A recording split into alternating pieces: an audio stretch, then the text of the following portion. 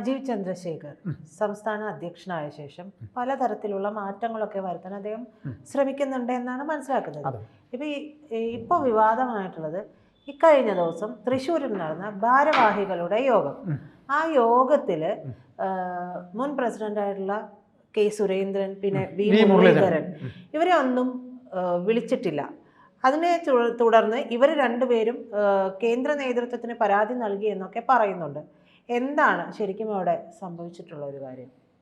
പ്രജിത, ഇതെങ്ങനെയാണ് രാജീവ് ചന്ദ്രശേഖർ ഇതിൻ്റെ അമരത്തേക്ക് എത്തിയെന്നുള്ള കഥ അറിയാമല്ലോ.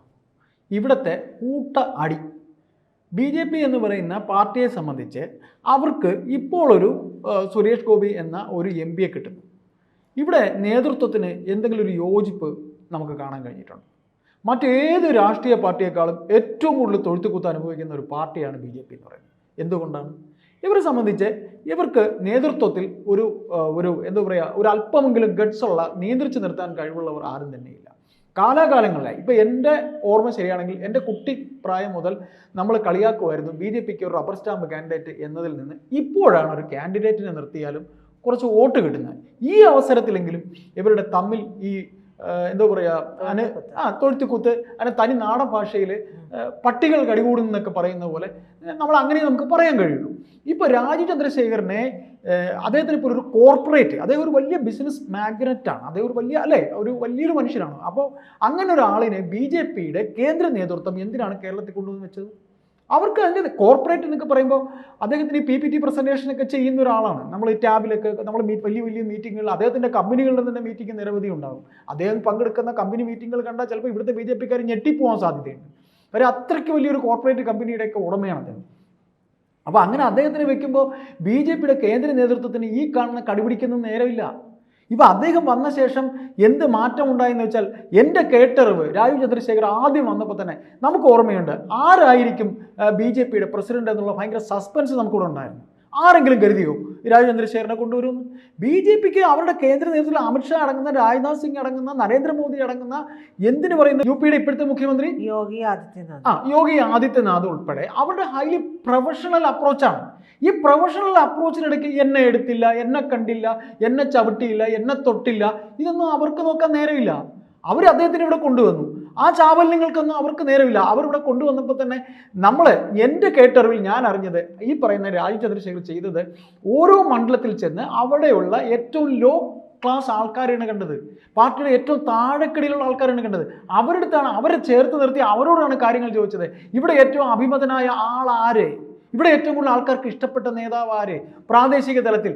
അങ്ങനെ അതാണ് നമ്മൾ തുടക്കത്തിൽ പറഞ്ഞത് പ്രജിത. അദ്ദേഹം എന്ന് പറയുന്നത് ഒരു PPT പ്രസന്റേഷൻ തയ്യാറാക്കുന്നത് വെറും തനി നാടൻ ഭാഷയിൽ ഒരു ഊള PPT ഒന്നുമല്ല. കൃത്യമായിട്ടുള്ള കാര്യങ്ങൾ, വ്യക്തമായ കണക്ക്, ബൂത്ത് അടിസ്ഥാനത്തിൽ ഒരു ഏരിയയിൽ എത്ര വോട്ട്, എത്ര BJPക്കാർ, എത്ര CPMകാർ, എത്ര കോൺഗ്രസ്സുകാർ, ഇതിൽ എത്ര ചാഞ്ചാട്ടമുള്ള വോട്ട്. അപ്പോൾ ഇത്തരത്തിൽ തിരുവനന്തപുരം ജില്ലയിൽ അദ്ദേഹം മത്സരിക്കുമ്പോൾ സാധാരണക്കാരൊക്കെ ചോദിച്ചു ഇദ്ദേഹം ആരാണെന്ന്. എന്നിട്ട് അദ്ദേഹം രണ്ടാം സ്ഥാനത്തെത്തി. ഈ തരൂർ ജയിച്ച എവിടെ നിന്നായിരുന്നു? കോസ്റ്റൽ ഏരിയയിലെ വോട്ട്, തിരുവനന്തപുരത്തെ കോസ്റ്റൽ ഏരിയ വോട്ട്. അപ്പോൾ നമ്മൾ കാര്യത്തിലേക്ക് കിടക്കുമ്പോൾ ഇവരെ തൃശ്ശൂർ നടന്ന ഒരു മീറ്റിങ്ങിൽ വിളിച്ചില്ല, കുമ്മനം രാജശേഖരനെ വിളിച്ചു, ഞങ്ങളെ വിളിച്ചില്ല എന്നൊക്കെ അവർ പരാതി പറഞ്ഞു. ഒറ്റ ചോദ്യം ചോദിക്കുകയുള്ളൂ. വി മുരളീധരൻ ഇരുന്നു, കെ സുരേന്ദ്രൻ ഇരുന്നു. ഇവിടെ കുറേ ഗിമ്മിക്കുകൾ നടന്നതല്ലാതെ, ഈ സുരേഷ് ഗോപി അല്ലാതെ ഒരു കാൻഡിഡേറ്റിനെ ഇവിടെ കിട്ടിയില്ലെങ്കിൽ ഇവർ തൃശ്ശൂർ എന്ന് പറയുന്ന സ്ഥലത്ത് ഇവർക്കൊരു സീറ്റ് ഇത്രയും വോട്ടിന് ജയിക്കുമായിരുന്നു. ഇനിയെങ്കിലും ഇവരുടെ തമ്മിൽ തൊഴുത്തുകുത്ത്. നിലമ്പൂർ ഇലക്ഷൻ ഇദ്ദേഹം വന്ന ശേഷം ആകെ 53 വോട്ടാണ് കിട്ടിയെന്ന് ഒരു കുറ്റം പറയുന്നു. ഈ 53 വോട്ട് പോലും സ്ഥാനാർത്ഥി പോലും വേണ്ടെന്ന് അദ്ദേഹം പറഞ്ഞതല്ലേ? അവിടെ അദ്ദേഹത്തിന്റെ പ്രൊഫഷണൽ, അദ്ദേഹത്തിന് അവിടെ നിർത്താൻ താല്പര്യം ഉണ്ടായിരുന്നില്ല. അദ്ദേഹം കണക്ക് കൂട്ടിക്കൊണ്ടിരുന്നത് തദ്ദേശം മുതലുള്ള കാര്യങ്ങളിൽ കണക്ക് കൂട്ടുകയും അതിന് വേണ്ടുന്ന പ്രവർത്തനം അവിടെ നടന്നുകൊണ്ടിരിക്കുകയാണ്.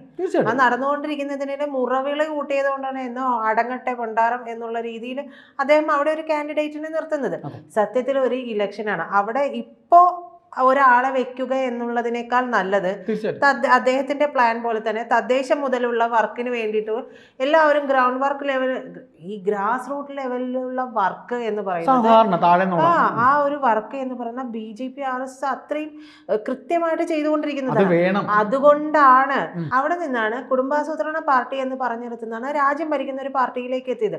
ആ രാജ്യം ഭരിക്കുന്ന പാർട്ടിയിലേക്ക് എത്തണമെന്നുണ്ടെങ്കിൽ ഓരോ പോയിന്റിലും എല്ലാ സംസ്ഥാനങ്ങളും ഓരോ പോയിന്റിലും അവർ അത്രയും വർക്ക് ചെയ്തിട്ടുണ്ട്. ഇനി അവർക്ക് കിട്ടാനുള്ളത്, അവർക്ക് പിടിച്ചിട്ട് കിട്ടാതിരുന്ന ഒരു തട്ടകം എന്ന് പറയുന്നത് കേരളമാണ്. കേരളത്തിൻ്റെ പ്രബുദ്ധത അല്ലെങ്കിൽ രാഷ്ട്രീയപരമായിട്ടുള്ള മാനം, കേരളീയർ ചിന്തിക്കുന്ന ഒരു രീതി വേറെയാണ്.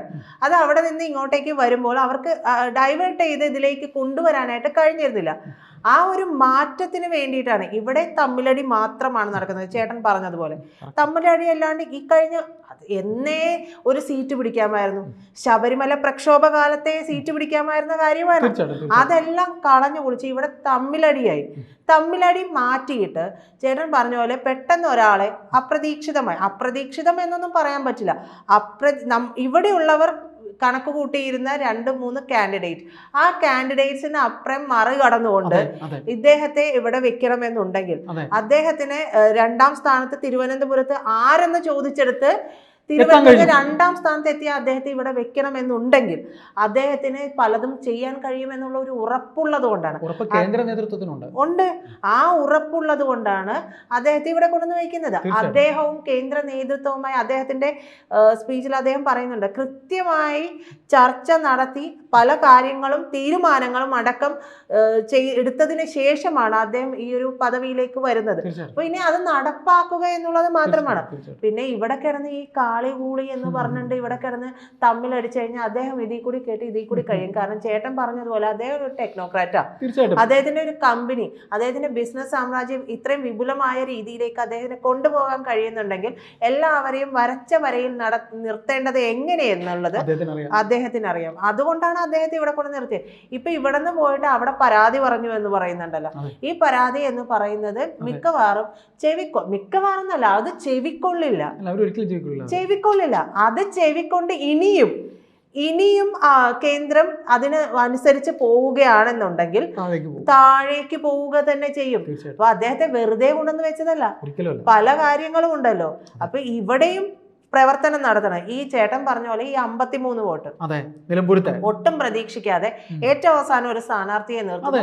ആ സ്ഥാനാർത്ഥി 53 വോട്ട് നേടുന്നു. ആ സ്ഥാനാർത്ഥി 53 വോട്ട് നേടുന്നു. അപ്പൊ ശരിക്കും ഒന്ന് ആഞ്ഞു പിടിച്ചാൽ 53 വോട്ടിന്റെ വർധനവ്, ക്ഷമിക്കണം, വർധനവ് എന്ന് പറയുന്നത് 53 വോട്ട് വർദ്ധിപ്പിച്ചോടെ ഒരു പണിയും ഇല്ലാതെ, ഒരു പണിയെടുക്കാതെയാണ്. കാരണം നിർത്തണ്ട എന്ന് വിചാരിച്ചിട്ട് ഒരു സ്ഥാനാർത്ഥിയെ നിർത്തുന്ന 53 വോട്ടിന്റെ വർധന നേടുന്നു. പൂർണ്ണമായിട്ടും കൃത്യമായി ഒരു പോയിന്റ് ഔട്ട് ചെയ്ത് ഒരു കാര്യത്തിന് വേണ്ടി വർക്ക് ചെയ്ത് തുടങ്ങിയാൽ അത് നടപ്പാക്കാൻ കഴിയുമെന്നുള്ളതിന്റെ ആകെ തെളിവ്, ആകെ തെളിവ് ഇതെല്ലാം നമുക്ക് മുമ്പിലുണ്ട്. അപ്പൊ അത് മുന്നിൽ കണ്ടാണ് അദ്ദേഹത്തിന്റെ പ്രവർത്തനം. ഇവിടെ നിന്ന് പോയി വെറുതെ അവിടെ തമ്മിലടിച്ചിരുന്ന കാര്യം, അവിടെ തമ്മിലടിക്കുന്നതിൽ കാര്യമില്ലല്ലോ. ചേട്ടൻ പറഞ്ഞു വെച്ചതുപോലെ തന്നെ അദ്ദേഹത്തിന്റെ അടുത്ത് പോയിട്ട് അല്ലെങ്കിൽ കേന്ദ്രത്തിന്റെ അടുത്ത് പോയിട്ട് ഇവിടെ കിടന്ന് എന്നെ തോണ്ടിയില്ല, എന്നെ തൊട്ടില്ല, എന്നെ കണ്ടില്ല, ഞാൻ കരഞ്ഞപ്പോ നോക്കിയില്ല എന്നൊക്കെ പറയുന്നത് വളരെ ബാലിശമായിട്ടാണ്. കാരണം അവരുടെ മുമ്പിലുള്ള ബി ജെ പി അധ്യക്ഷ സ്ഥാനം ഏൽപ്പിച്ചിരിക്കുന്ന രാജീവ് ചന്ദ്രശേഖർ എന്ന് പറയുന്ന അദ്ദേഹത്തിന്റെ മുമ്പിലുള്ളത് വലിയൊരു ദൗത്യമാണ്. ആ ദൗത്യത്തിലേക്ക് പോകുമ്പോൾ ചില കാര്യങ്ങളെ നമ്മൾ കണ്ടില്ലെന്ന് പ്ലാൻ ഉണ്ട്, അദ്ദേഹത്തിന് വ്യക്തമായ പ്ലാൻ ഉണ്ട്. ആ പ്ലാൻ അനുസരിച്ച് അദ്ദേഹം പോവുകയാണ്. അദ്ദേഹം അങ്ങനെയല്ലേ പോവേണ്ടത്. അപ്പോൾ ഇതിൽ ഒരു കാര്യം കൂടി നമുക്ക് പറയേണ്ടി വരും. അതായത് കേന്ദ്ര നേതൃത്വം അദ്ദേഹത്തിന് എങ്ങനെ ഇവിടെ വിട്ടു, അദ്ദേഹം ഇത് ഇങ്ങനെ ഓരോ കാര്യങ്ങൾ ചെയ്യുന്നു. ഇനി മറ്റൊരു വാർത്ത കൂടെ കേൾക്കുന്നുണ്ട്. അതായത് അദ്ദേഹത്തിന് തിരുവനന്തപുരത്ത്, അതായത് ശശി തരൂർ തിരുവനന്തപുരത്ത് നിന്ന് അദ്ദേഹത്തിന്റെ MP സ്ഥാനം രാജിവെക്കും. ശശി തരൂർ രാജിവെച്ചാൽ ഇദ്ദേഹത്തിനെ തിരുവനന്തപുരത്ത് നിർത്തിയാൽ അദ്ദേഹം വീണ്ടും ഇവിടെ നിന്ന് ഒരു MP ആകാൻ ജയിക്കും എന്നുള്ളൊരു അവസ്ഥയിലേക്ക് അദ്ദേഹം പോകും. ഈ രാജീവ് ചന്ദ്രശേഖർ അദ്ദേഹത്തിന് ജയിക്കാനുള്ള സാധ്യതയുണ്ട്, അദ്ദേഹത്തിന് നിർത്താനുള്ള സാധ്യതയുണ്ടെന്ന്, തരൂര് ഇറങ്ങാൻ സാധ്യതയുണ്ടെന്ന് പറയുന്നുണ്ട്. പിന്നെ നമുക്ക് അദ്ദേഹത്തിന്റെ വ്യക്തിത്വത്തെ കുറിച്ച് ഒന്നുകൂടെ പറഞ്ഞുകൊണ്ട് നമുക്ക് സംസാരം അവസാനിപ്പിക്കാം. രാജീവ് ചന്ദ്രശേഖർ എന്ന വ്യക്തി ഏഷ്യാനെറ്റ് ന്യൂസ് എന്ന് പറയുന്ന വലിയൊരു വാർത്താ ചാനലിന്റെ മുതലാളിയാണ്. ഒരു വാർത്ത ചെയ്യുന്ന കാര്യത്തിൽ പ്രജിത ഒരു ജേർണലിസ്റ്റാണ്. നമുക്കിവിടെ വേറെയും ജേർണലിസ്റ്റുകളുണ്ട്. മാധ്യമ സ്വാതന്ത്ര്യം എന്ന് പറയുന്നതാണ് എല്ലാ ജേർണലിസ്റ്റും ആഗ്രഹിക്കുന്നത്. അത് ചെയ്യരുത്, ഇത് ചെയ്യരുതെന്ന് പറയുമ്പോൾ കാല് കൂട്ടിക്കെട്ടിയ രീതിയിലല്ലേ വരുന്നത്. അവിടുത്തെ ജേർണലിസ്റ്റുകൾ സിന്ധു സൂര്യകുമാർ മുതൽ വിനു ജോൺ മുതൽ ഇങ്ങേയറ്റം നിരവധി പേർ എന്തുമാത്രം വാർത്തകൾ ഈ പറയുന്ന RSSനെതിരെ BJPക്കെതിരെ ഇപ്പോഴും ചെയ്യുന്നുണ്ട്. എന്തിന് ഉണ്ണി ബാലകൃഷ്ണൻ വരെ ഇപ്പോൾ അവിടെ ജോയിൻ ചെയ്തിരിക്കുന്നു. ഉണ്ണി ബാലകൃഷ്ണൻ ജോയിൻ ചെയ്ത ശേഷം തന്നെയും അദ്ദേഹത്തിൻ്റെ ഡേറ്റ്, അദ്ദേഹത്തിന് പേപ്പർ കൊടുത്ത ഡേറ്റ് ആകുന്നതിന് മുമ്പ് ദേശാഭിമാനിയിൽ അദ്ദേഹം പിന്നെ ഈ പറയുന്ന രീതിയിൽ RSSനെ വിമർശിച്ചുകൊണ്ട് അദ്ദേഹത്തിൻ്റെ ലേഖനം വന്നിരുന്നു. അതും ഇവിടെ കുറേ ആൾക്കാർ ചൊറിഞ്ഞുകൊണ്ടിരുന്നു. എന്ത് ചെയ്തു അദ്ദേഹം അതിൻ്റെ വഴിക്കാണ് വിട്ടത്. അവിടെയാണ് രാജീവ് ചന്ദ്രശേഖർ എന്ന ടെക്നോക്രാറ്റ്, രാജീവ് ചന്ദ്രശേഖർ എന്ന മുതലാളി, രാജീവ് ചന്ദ്രശേഖരൻ എന്ന രാഷ്ട്രീയക്കാരൻ, ഈ വ്യക്തിത്വം അദ്ദേഹം ഒന്നിനെയും ഒരുമിച്ച് കൂട്ടി നിർത്തുന്നില്ല. ഓരോന്നായി അദ്ദേഹം മാറ്റി നിർത്തുന്നു. ആ വ്യക്തിത്വത്തിനെ നമുക്ക് നമിച്ചേ പറ്റുള്ളൂ. അത് ഇവിടുത്തെ BJPക്കാർക്ക് അറിയില്ല എന്നുണ്ടെങ്കിൽ വരും കാലത്ത് കേന്ദ്രവും അദ്ദേഹവും കൂടെ അറിയിച്ചു കൊടുക്കുമെന്ന് നമുക്ക് കരുതാം.